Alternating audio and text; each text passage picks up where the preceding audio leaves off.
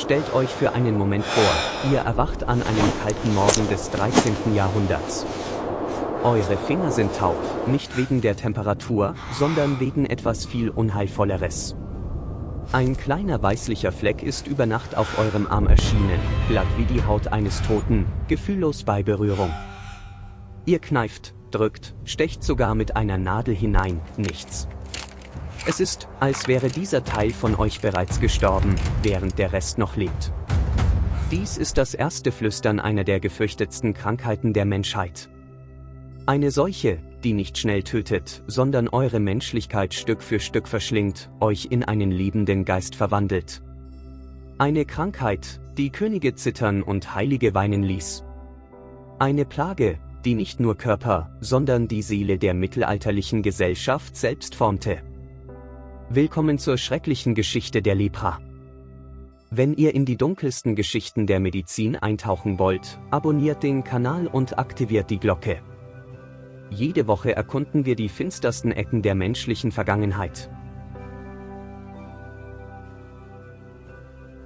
Über 1000 Jahre lang war die Lepra der Geist, der Europa heimsuchte.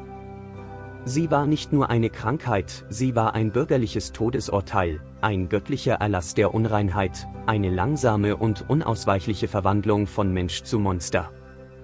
Diejenigen, die sie befiel, starben nicht nur einmal, sondern jeden Tag, während sie zusahen, wie ihre Körper zerfielen, während ihre Seelen aus der Welt der Lebenden verbannt wurden. Heute wissen wir, dass Lepra von einem Bakterium verursacht wird, dem Mycobacterium leprae, entdeckt vom norwegischen Arzt Gerhard Amor Hansen im Jahr 1873. Wir wissen, dass sie nicht hoch ansteckend ist, dass sie mit Antibiotika behandelt werden kann, dass die meisten Menschen natürliche Immunität besitzen. Aber jahrhundertelang war Lepra der verkörperte Terror selbst, gehüllt in Mysterium, Aberglauben und eine Furcht so tief, dass sie bis in die Knochen drang. Unsere heutige Reise führt uns durch die dunklen Jahrhunderte der Lepra, von ihren ersten dokumentierten Aufzeichnungen bis zu den Schrecken der mittelalterlichen Leprosorien. Wir werden durch Straßen wandeln, wo die Glocken der Leprakranken erklangen, wir werden Häuser betreten, wo ganze Familien durch Hautflecken zerrissen wurden, und wir werden miterleben, wie ein einfaches Bakterium die Sozialstruktur des mittelalterlichen Europas vollständig umgestaltete.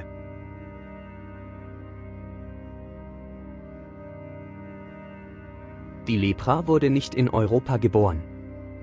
Sie kam wie ein stiller Eindringling, getragen im Gepäck der Soldaten, die von den Kreuzzügen zurückkehrten, in den Stoffen der Kaufleute, die die Seidenstraße bereisten, im Atem der Pilger, die das Heilige Land suchten. Aber lange bevor sie die mittelalterlichen Lehen terrorisierte, hatte diese Krankheit bereits ihr Schreckensreich in fernen Ländern errichtet. Die ersten Aufzeichnungen der Lepra datieren etwa 4000 Jahre zurück, gefunden in ägyptischen Papyri und heiligen Hindu-Texten. Im alten Ägypten war sie als die Krankheit, die verschlingt, bekannt, eine Beschreibung, die durch die Jahrtausende nachhallen sollte.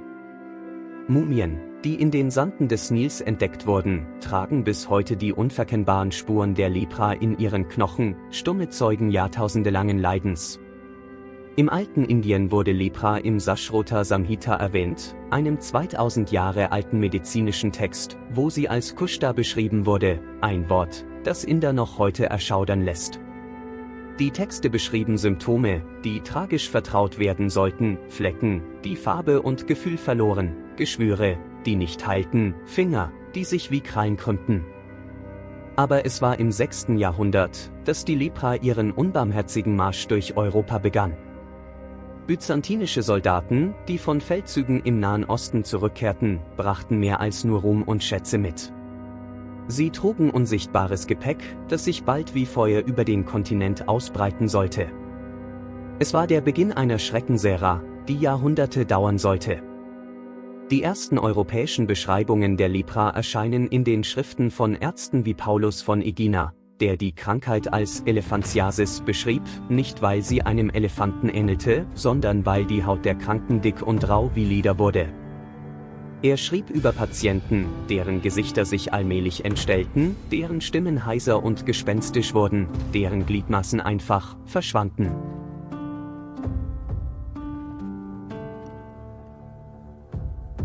Das Jahr war 1100. In den düsteren Wäldern Frankreichs kehrte ein Ritter von seinem ersten Kreuzzug zurück.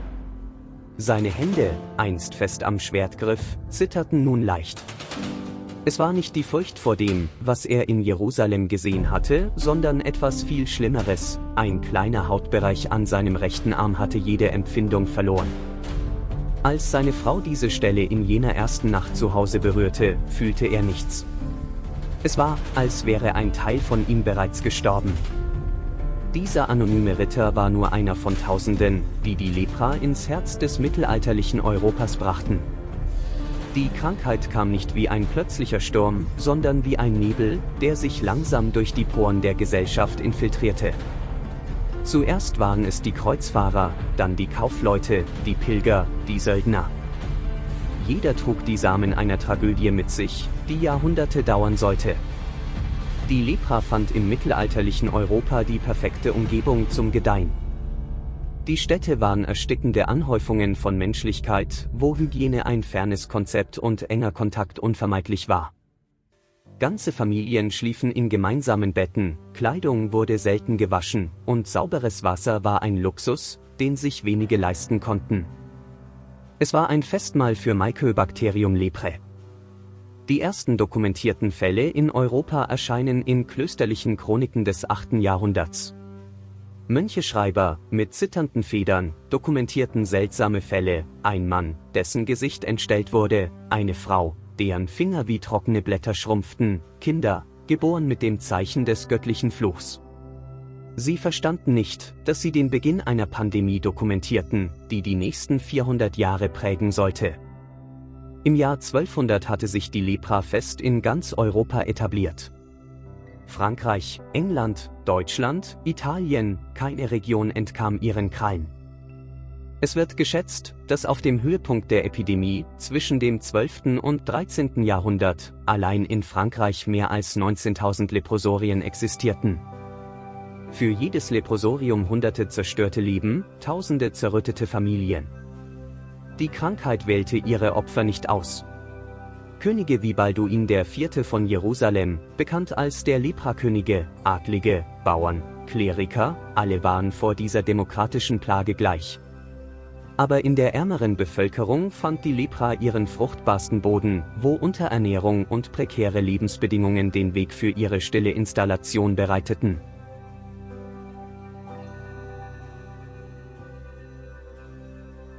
Marguerite war eine 20-jährige Bäuerin, die in den Außenbezirken von Paris im Jahr 1230 lebte. Ihre Morgen begannen vor der Morgendämmerung, beim Melken der Kühe im feuchten und kalten Stall. Aber an jenem Herbstmorgen war etwas anders. Ihre Hände, normalerweise empfindlich für die schneidende Kälte, schienen betäubt. Sie dachte, es sei nur Müdigkeit, das harte Leben derer, die das Land bearbeiten. Es dauerte mehrere Wochen, bis Marguerite bemerkte, dass die Flecken an ihren Händen nicht Schmutz waren, der rauen Seife widerstand.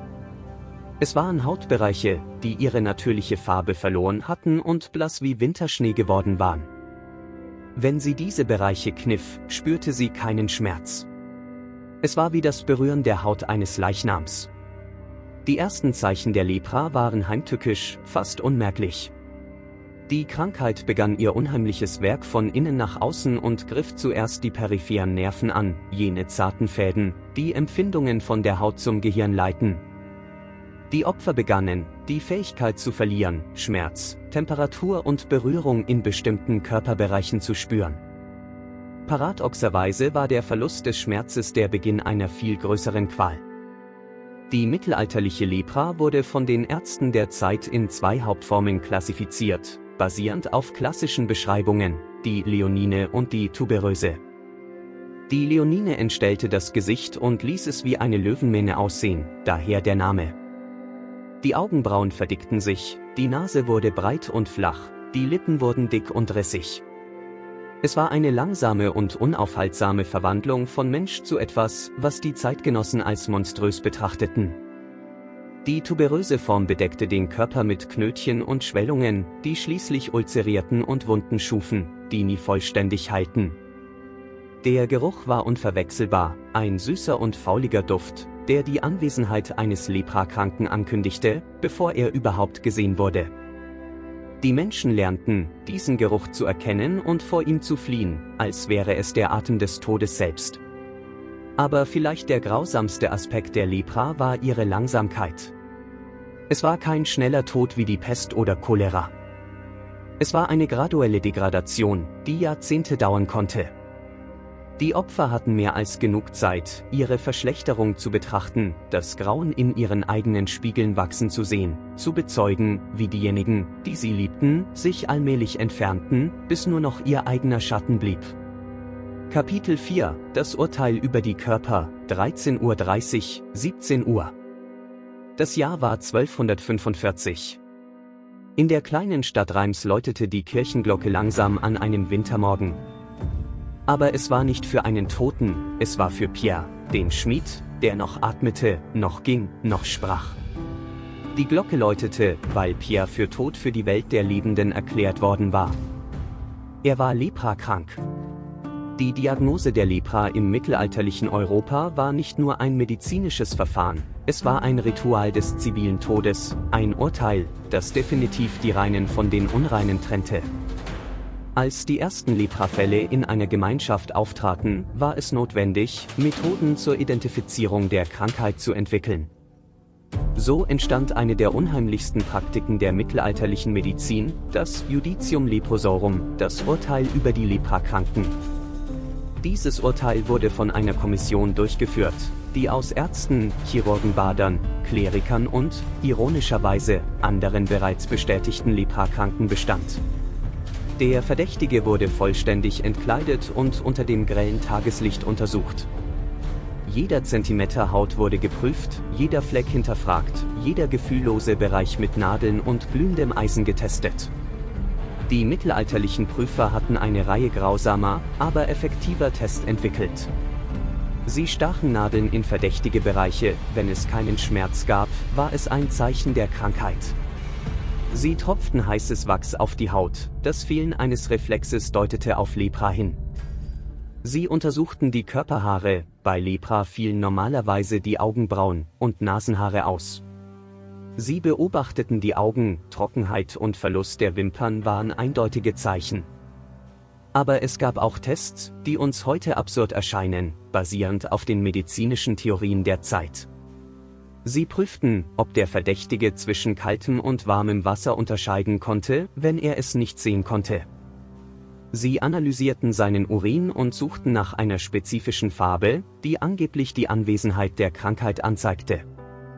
Einige mittelalterliche Texte gingen sogar so weit zu behaupten, dass Leprakranke nicht betrunken werden konnten, ein Test, der sicherlich zu einigen fehlerhaften Diagnosen geführt haben muss.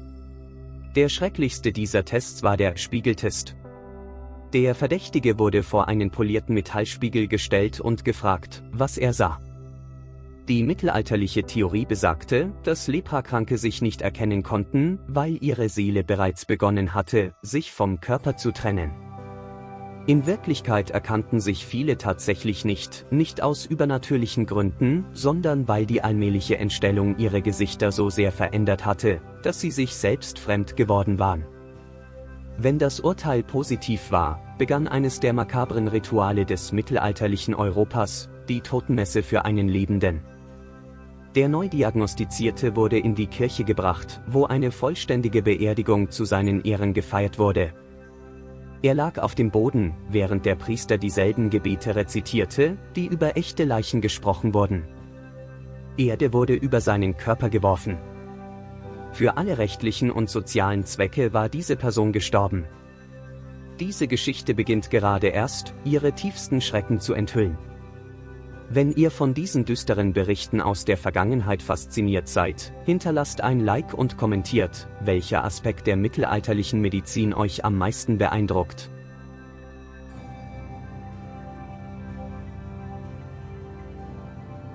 Nach der Totenmesse begann die grausamste Zeremonie, die die Menschheit jemals für Lebende erfunden hat. Der neue Leprakranke wurde all seiner irdischen Besitztümer entkleidet, als wäre er wirklich ein Leichnam, der für die Bestattung vorbereitet wurde.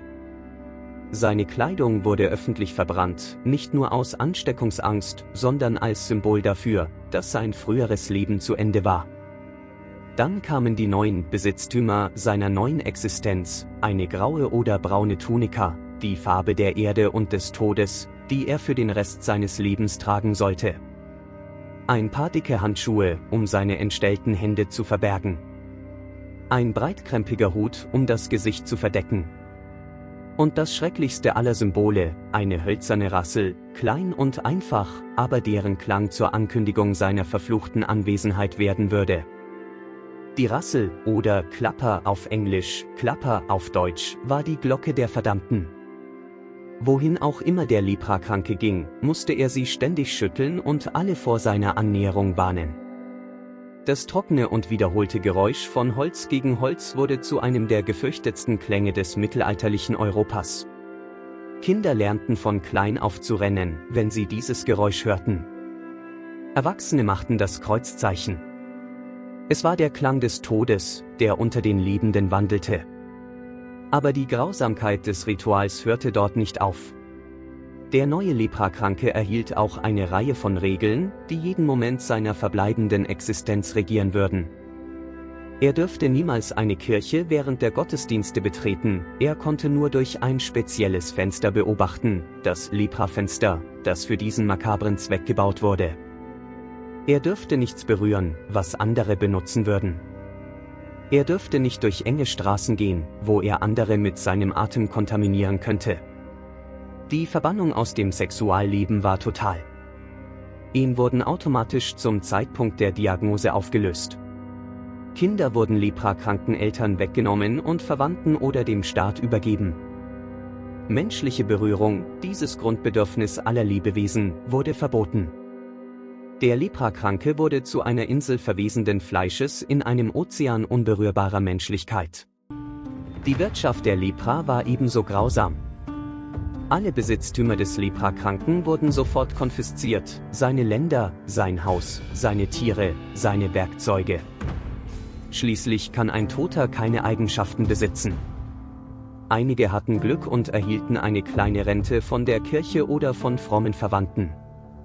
Andere waren gezwungen zu betteln, immer die vorgeschriebene Distanz wahrend, immer ihre Anwesenheit mit dem verfluchten Klang der Rassel ankündigend. Aber vielleicht der psychologisch verheerendste Aspekt war der Verlust des Namens. In vielen Regionen verloren Leprakranke ihre Taufnamen und erhielten nur Nummern oder Beschreibungen ihrer Entstellungen. Pierre, der Schmied, wurde nur Nummer 7 oder der ohne Nase. Es war die endgültige Auslöschung der menschlichen Individualität.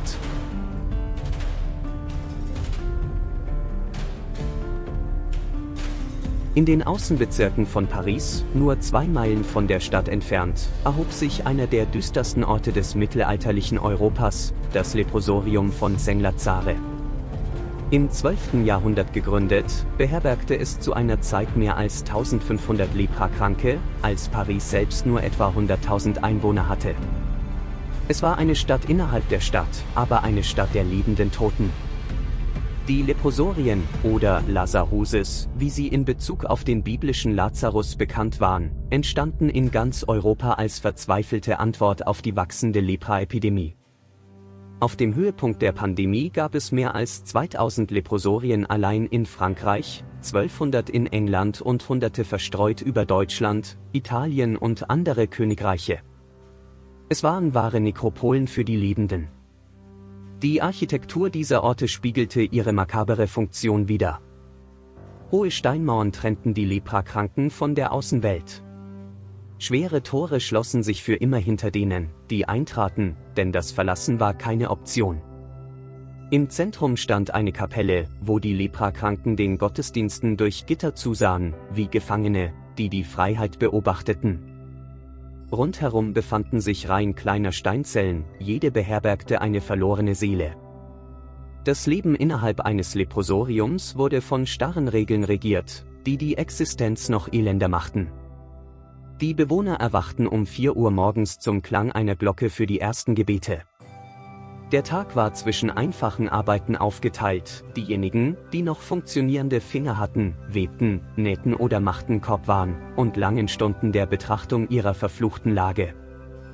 Die Ernährung war spärlich und eintönig. Schwarzbrot, Haferbrei, gelegentlich etwas gesalzener Fisch. Fleisch war ein seltener Luxus, reserviert für heilige Tage. Viele Leprakranke ergänzten ihre magere Diät, indem sie an den Fenstern des Leprosoriums bettelten und Schüsseln durch die Gitter zu gelegentlichen frommen Passanten streckten, die sich nährten. Die Hierarchien innerhalb der Leprosorien spiegelten die Entstellungen und das Fortschreiten der Krankheit wider. Diejenigen, die noch ein relativ menschliches Aussehen behielten, bekleideten Führungspositionen. Die am stärksten Entstellten wurden zu den erniedrigendsten Arbeiten relegiert. Es gab eine grausame Ironie darin, in einer Gesellschaft von Parias gab es immer noch Parias unter den Parias. Die Disziplin wurde durch ein brutales Strafsystem aufrechterhalten. Leprakranke, die die Regeln brachen, konnten des Essens beraubt, in ihre Zellen gekettet oder sogar vertrieben werden, ein sicheres Todesurteil, denn ein Leprakranker ohne Unterschlupf überlebte selten lange. Die Angst vor Bestrafung hielt die Ordnung in einer Gemeinschaft aufrecht, wo das Leben bereits Strafe genug war.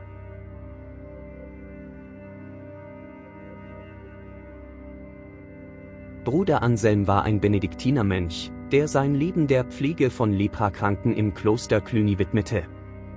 In seinen zittrigen Händen hielt er eine Flasche mit einer Mischung, von der er glaubte, sie sei der Schlüssel zur Heilung, Viperngift gemischt mit gesegnetem Wein, seltene Kräuter, die bei Vollmond gesammelt wurden, und, die kostbarste Zutat, einige Tropfen Wasser aus dem Jordan. Gebracht von einem Pilger, der aus dem Heiligen Land zurückkehrte. Die mittelalterliche Medizin, konfrontiert mit dem Schrecken der Lepra, griff auf das verzweifeltste Arsenal von Behandlungen zurück, das die Menschheit je erdacht hat. Da sie die wahre Natur der Krankheit nicht verstanden, schufen die Ärzte der Zeit elaborierte Theorien basierend auf der Lehre der 4 Säfte, Blut, Schleim, gelbe Galle und schwarze Galle. Lepra, so glaubten sie, wurde durch einen Überschuss an schwarzer Galle verursacht, der Melancholie in ihrer bösartigsten Form. Galen, der große Arzt der Antike, hatte geschrieben, dass Lepra entstand, wenn das Blut korrumpiert wurde und dick und zähflüssig wie Tier wurde. Diese Theorie bestand jahrhundertelang und führte zu Behandlungen, die brutale Aderlässe beinhalteten. Leprakranke wurden bis fast zum Tod zur Ader gelassen, in dem Glauben, dass dies das korrupte Blut eliminieren würde. Erhitzte Bronzeschröpfköpfe wurden auf die bereits empfindliche Haut aufgebracht, wodurch schmerzhafte Blasen entstanden, die dann durchstochen wurden, um das Böse herauszulassen. Aber die Aderlässe waren nur der Anfang. Die mittelalterliche Pharmakopoe für Lepra umfasste einige der widerlichsten Substanzen, die jemals Menschen verabreicht wurden. Fledermausblut, getrunken bei Sonnenaufgang. Pulver aus ägyptischen Mumien, gemischt mit Wein. Hundekot von weißen Hunden, im Winter gesammelt und zu Salbe verarbeitet. Urin einer jungfräulichen Jungfrau, der noch warm getrunken werden sollte, um maximale Wirkung zu erzielen. Eine der beliebtesten Heilungen beinhaltete giftige Vipern. Man glaubte, da Schlangen ihre Haut abwarfen, besäßen sie das Geheimnis der Regeneration. Vipern wurden lebend gefangen, enthauptet und ihr Blut sofort gesammelt. Dieses Blut wurde dann mit Wein und Kräutern gemischt und dem Leprakranken 3-mal täglich während eines ganzen Mondes verabreicht. Viele Patienten starben vergiftet, bevor die Lepra ihr Werk vollenden konnte. Medizinische Bäder waren eine weitere als Behandlung getarnte Folter. Leprakranke wurden in Kessel mit kochendem Wasser getaucht, das mit Schwefel, flüssigem Quecksilber und Arsenpulver gemischt war. Die Theorie war, dass extreme Hitze die Krankheit aus dem Körper verbrennen würde. In Wirklichkeit verursachten diese Bäder Verbrennungen 3. Grades und Schwermetallvergiftungen, was den Tod der Patienten beschleunigte. Die islamische Medizin der Zeit bot etwas rationalere Behandlungen. Ärzte wie Avicenna verschrieben spezifische Diäten, moderate Übungen und die Verwendung aromatischer Öle. Aber selbst ihre Verschreibungen enthielten bizarre Elemente, getrocknetes und gemahlenes Skorpionfleisch, Milch von Frauen, die nur männliche Söhne geboren hatten, und gemahlene Edelsteine, gemischt mit Honig. Die Kirche bot ihre eigenen spirituellen Heilungen. Pilgerfahrten zu heiligen Orten wurden als göttliche Medizin verschrieben. Das Grab des heiligen Martin von Tours war besonders beliebt bei Leprakranken, die glaubten, dass die Berührung seines Grabes die Krankheit heilen könnte. Tausende machten epische Reisen, schleppten entstellte Körper über Hunderte von Kilometern, nur um zu entdecken, dass Wunder selten waren.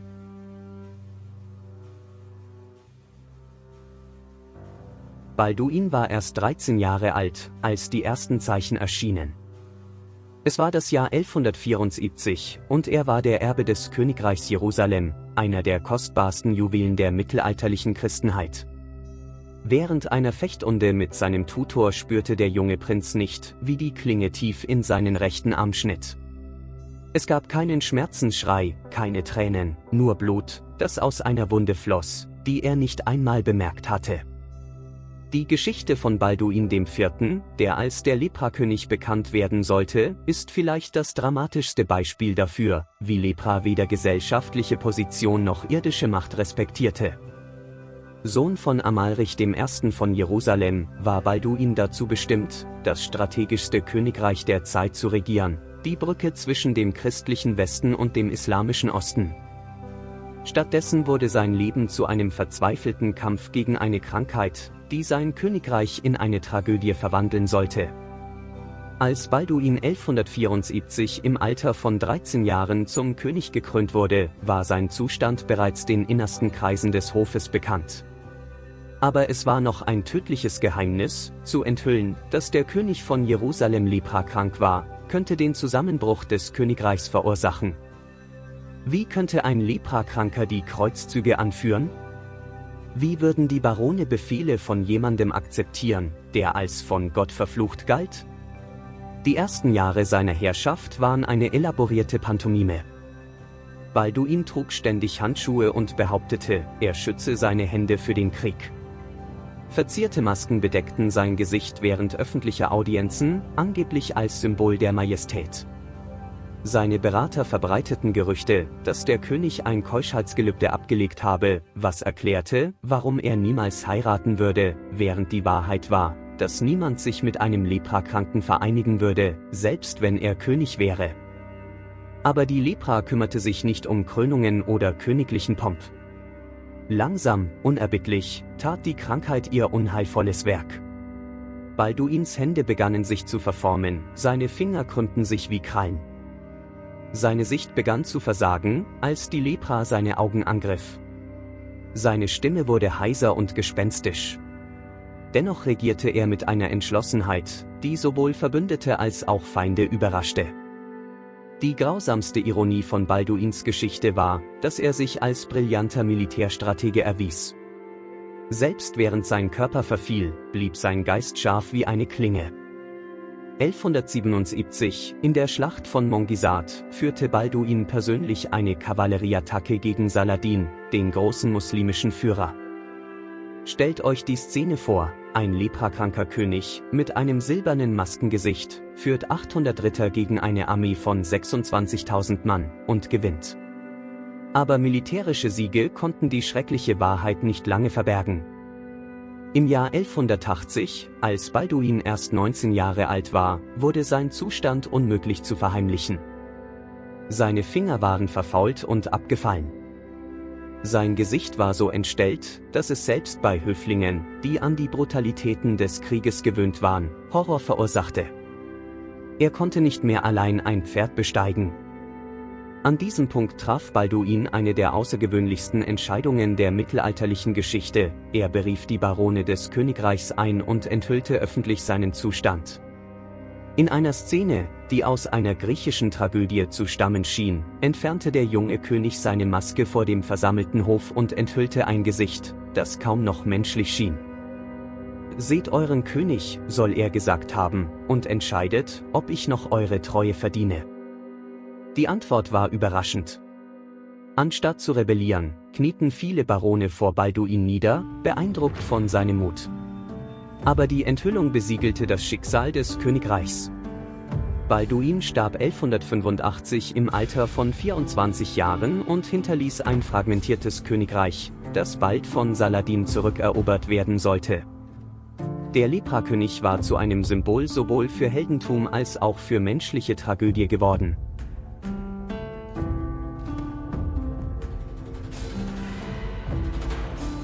Balduin war erst 13 Jahre alt, als die ersten Zeichen erschienen. Es war das Jahr 1174 und er war der Erbe des Königreichs Jerusalem, einer der kostbarsten Juwelen der mittelalterlichen Christenheit. Während einer Fechtrunde mit seinem Tutor spürte der junge Prinz nicht, wie die Klinge tief in seinen rechten Arm schnitt. Es gab keinen Schmerzensschrei, keine Tränen, nur Blut, das aus einer Wunde floss, die er nicht einmal bemerkt hatte. Die Geschichte von Balduin IV., der als der Leprakönig bekannt werden sollte, ist vielleicht das dramatischste Beispiel dafür, wie Lepra weder gesellschaftliche Position noch irdische Macht respektierte. Sohn von Amalrich I. von Jerusalem, war Balduin dazu bestimmt, das strategischste Königreich der Zeit zu regieren, die Brücke zwischen dem christlichen Westen und dem islamischen Osten. Stattdessen wurde sein Leben zu einem verzweifelten Kampf gegen eine Krankheit, die sein Königreich in eine Tragödie verwandeln sollte. Als Balduin 1174 im Alter von 13 Jahren zum König gekrönt wurde, war sein Zustand bereits den innersten Kreisen des Hofes bekannt. Aber es war noch ein tödliches Geheimnis, zu enthüllen, dass der König von Jerusalem leprakrank war, könnte den Zusammenbruch des Königreichs verursachen. Wie könnte ein Leprakranker die Kreuzzüge anführen? Wie würden die Barone Befehle von jemandem akzeptieren, der als von Gott verflucht galt? Die ersten Jahre seiner Herrschaft waren eine elaborierte Pantomime. Balduin trug ständig Handschuhe und behauptete, er schütze seine Hände für den Krieg. Verzierte Masken bedeckten sein Gesicht während öffentlicher Audienzen, angeblich als Symbol der Majestät. Seine Berater verbreiteten Gerüchte, dass der König ein Keuschheitsgelübde abgelegt habe, was erklärte, warum er niemals heiraten würde, während die Wahrheit war, dass niemand sich mit einem Leprakranken vereinigen würde, selbst wenn er König wäre. Aber die Lepra kümmerte sich nicht um Krönungen oder königlichen Pomp. Langsam, unerbittlich, tat die Krankheit ihr unheilvolles Werk. Balduins Hände begannen sich zu verformen, seine Finger krümmten sich wie Krallen. Seine Sicht begann zu versagen, als die Lepra seine Augen angriff. Seine Stimme wurde heiser und gespenstisch. Dennoch regierte er mit einer Entschlossenheit, die sowohl Verbündete als auch Feinde überraschte. Die grausamste Ironie von Balduins Geschichte war, dass er sich als brillanter Militärstratege erwies. Selbst während sein Körper verfiel, blieb sein Geist scharf wie eine Klinge. 1177, in der Schlacht von Mongisat, führte Balduin persönlich eine Kavallerieattacke gegen Saladin, den großen muslimischen Führer. Stellt euch die Szene vor, ein leprakranker König, mit einem silbernen Maskengesicht, führt 800 Ritter gegen eine Armee von 26.000 Mann und gewinnt. Aber militärische Siege konnten die schreckliche Wahrheit nicht lange verbergen. Im Jahr 1180, als Balduin erst 19 Jahre alt war, wurde sein Zustand unmöglich zu verheimlichen. Seine Finger waren verfault und abgefallen. Sein Gesicht war so entstellt, dass es selbst bei Höflingen, die an die Brutalitäten des Krieges gewöhnt waren, Horror verursachte. Er konnte nicht mehr allein ein Pferd besteigen. An diesem Punkt traf Balduin eine der außergewöhnlichsten Entscheidungen der mittelalterlichen Geschichte, er berief die Barone des Königreichs ein und enthüllte öffentlich seinen Zustand. In einer Szene, die aus einer griechischen Tragödie zu stammen schien, entfernte der junge König seine Maske vor dem versammelten Hof und enthüllte ein Gesicht, das kaum noch menschlich schien. »Seht euren König«, soll er gesagt haben, »und entscheidet, ob ich noch eure Treue verdiene.« Die Antwort war überraschend. Anstatt zu rebellieren, knieten viele Barone vor Balduin nieder, beeindruckt von seinem Mut. Aber die Enthüllung besiegelte das Schicksal des Königreichs. Balduin starb 1185 im Alter von 24 Jahren und hinterließ ein fragmentiertes Königreich, das bald von Saladin zurückerobert werden sollte. Der Leprakönig war zu einem Symbol sowohl für Heldentum als auch für menschliche Tragödie geworden.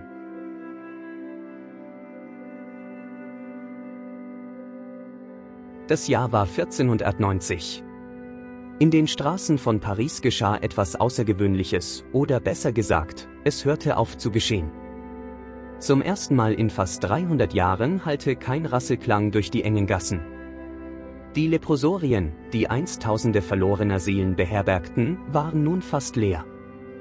Der große Terror, der Europa jahrhundertelang heimgesucht hatte, ging endlich zu Ende. Die Lepra verschwand nicht über Nacht. Ihr Rückzug war so allmählich wie ihre Ankunft gewesen, eine Flut, die langsam zurückging und nur Narben im kollektiven Gedächtnis der Menschheit hinterließ. Verschiedene Theorien versuchen diesen Rückgang zu erklären: bessere Hygienebedingungen in den wachsenden Städten, Klimaveränderungen, die Europa weniger gastfreundlich für das Bakterium machten. Die Entwicklung natürlicher Immunität in exponierten Populationen oder sogar die Konkurrenz anderer Krankheiten wie Tuberkulose. Aber vielleicht die ironischste Erklärung ist, dass die Grausamkeit der mittelalterlichen Gesellschaft selbst zum Ende der Lepra beitrug. Indem sie Leprakranke so vollständig isolierte, ihnen Heirat und Fortpflanzung verbot, sie zu einer einsamen Existenz verurteilte, brach das mittelalterliche Europa ungewollt die Übertragungsketten der Krankheit. Der Horror der Leprosorien wurde paradoxerweise zu einer primitiven, aber effektiven Form der epidemiologischen Kontrolle. Als die letzten Leprosorien im 16. Jahrhundert ihre Türen schlossen, hinterließen sie mehr als nur leere Gebäude.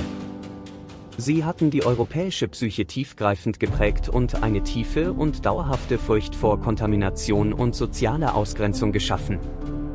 Diese Furcht würde sich jahrhundertelang in anderen Formen manifestieren: im Terror vor Syphilis in der Renaissance, in der Paranoia über die Beulenpest und schließlich in modernen Phobien über AIDS und andere Infektionskrankheiten.